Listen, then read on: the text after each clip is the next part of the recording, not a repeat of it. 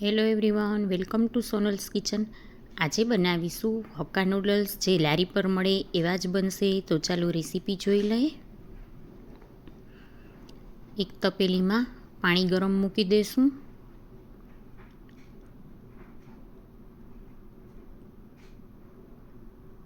અને ગેસની flame fast રાખી અને આ પાણીને ઉકળવા દઈશું. એમાં સ્વાદ પ્રમાણે થોડું મીઠું નાખી દઈશું અને 1 ચમચી જેટલું તેલ નાખી દઈશું. પાણી સરસ ઉકળી ગયું છે. આ રીતે પાણી એકદમ સરસ ગરમ થાય પછી જે નૂડલ્સ હોય એને આપણે આ રીતે આમાં નાખી દઈશું. નૂડલ્સ નાખી અને ગેસ બંધ કરી દેવાનું છે. પાણી એકદમ સરસ ઉકાળી અને પછી નૂડલ્સ નાખવાના છે. અને નૂડલ્સ નાખે ત્યારે ગેસ બંધ કરી દેવાનો. જે ગરમ પાણી છે એમાં જ નૂડલ્સને બફાવા દેશું. જો ગેસ ચાલુ રાખશું તો નૂડલ્સ વધારે બફાઈ જશે. આ રીતે ચીપિયો લઈ અને નૂડલ્સને ઉપર નીચે કરી લેશું, એટલે નીચેના નૂડલ્સ જે છે એ ઉપર આવી જાય ને ઉપરના નીચે થઈ જાય. આ રીતે ઉપર નીચે કરશું એટલે બધા એક સરસ બફાઈ જશે એક સરખા. નૂડલ્સને 10 મિનિટ ગરમ પાણીમાં રાખી અને પછી મેં ઓસાવી લીધા છે ચાયણામાં. હવે એની ઉપર 1 ચમચી જેટલું તેલ નાખી અને આ રીતે ચીપિયાથી ઊંચા નીચા નૂડલ્સ કરશું એટલે બધા જ નૂડલ્સમાં તેલનું કોટિંગ થઈ જાય. અહીંયા મેં બધા જ કલરના કેપ્સિકમ, ડુંગળી, ગાજર અને કોબી સુધારી લીધા છે. આ રીતે ચિપ્સમાં ઝીણી લીલી ડુંગળી સુધારી લીધી છે અને આદુ મરચાંને લસણની પેસ્ટ લીધી છે. હવે આ રીતે એક મોટી કઢાઈ લેશું. એમાં 3 ચમચી જેટલું આપણે તેલ નાખી દઈશું.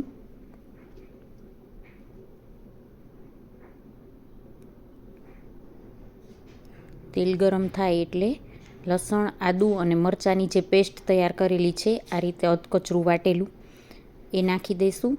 તેલમાં આ રીતે છૂટું બધી બાજુ નાખશું એટલે એક જ સરખું બધું સરસ તળાઈ જાય. આ રીતે વોકને થોડું ફેરવી લેશું. લસણ, આદુ, મરચાં થોડા સતળાઈ જાય એટલે ડુંગળીને આ રીતે છૂટી પાડી અને નાખી દઈશું જે ચિપ્સ કરેલી છે એને.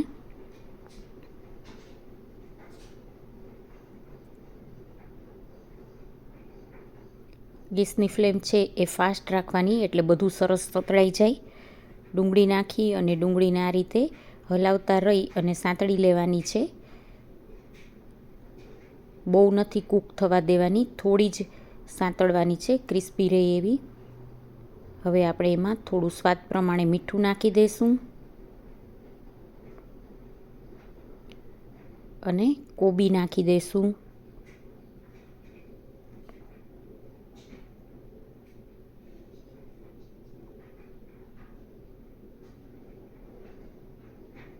ગાજર નાખી દઈશું. આમાં આપણે જે શાકભાજી નાખીએ છીએ એને એકદમ બાફવા નથી દેવાના, થોડા એવા જ કૂક કરવાના છે, થોડા ક્રિસ્પી લાગે એ રીતના. હવે ગાજર કોબીને આ રીતે ચમચાથી હલાવી લેશું એટલે બધામાં સરસ તેલનું કોટિંગ થઈ જાય અને સરસ આપણા શાકભાજી સતળાઈ જાય.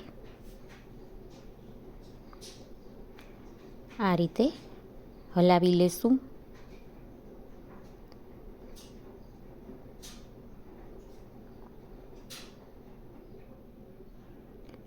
હવે એમાં આપણે 1 થી 1.5 ચમચી જેટલું વિનેગર નાખી દઈશું.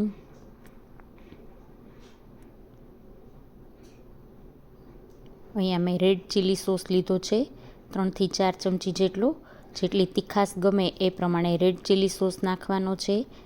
એનાથી નૂડલ્સ એકદમ સરસ તીખા અને સ્વાદમાં સરસ થશે. ગ્રીન ચીલી સોસ 1 ચમચી, સોયા સોસ નાખી દઈશું. રેડ ચીલી સોસ છે એ વધારે તીખો હોય છે એટલે જોઈને નાખવાનો. ગ્રીન ચીલી સોસ એના પ્રમાણમાં થોડો ઓછો તીખો હોય છે. હવે અહીંયા 1.5 થી 2 ચમચી જેટલો ગ્રીન ચીલી સોસ પણ નાખી દઈશું. બધા જ સોસ નાખી દઈએ પછી બરાબર બધું પાછું એક વખત આપણે મિક્સ કરશું. થોડો મરી પાવડર નાખી દઈશું.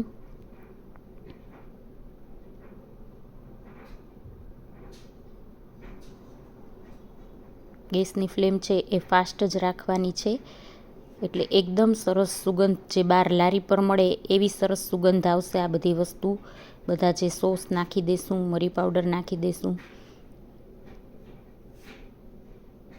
આપણા શાકભાજી સરસ સતળાઈ ગયા છે અને સોસ પણ બધા એમાં સરસ મિક્સ થઈ ગયા છે. એમાં થોડું ઓલ સિઝનિંગ નાખી દઈશું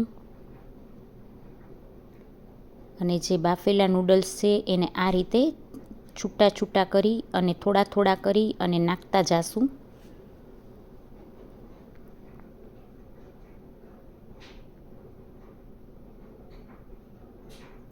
આ રીતે હાથેથી છૂટા કરીને જ નૂડલ્સ નાખવાના છે.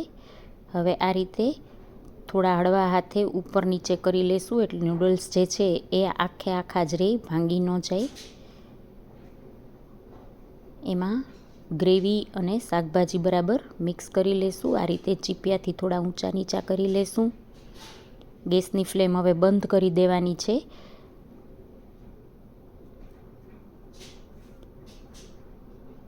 છેલ્લે થોડો નૂડલ્સનો મસાલો નાખી દઈશું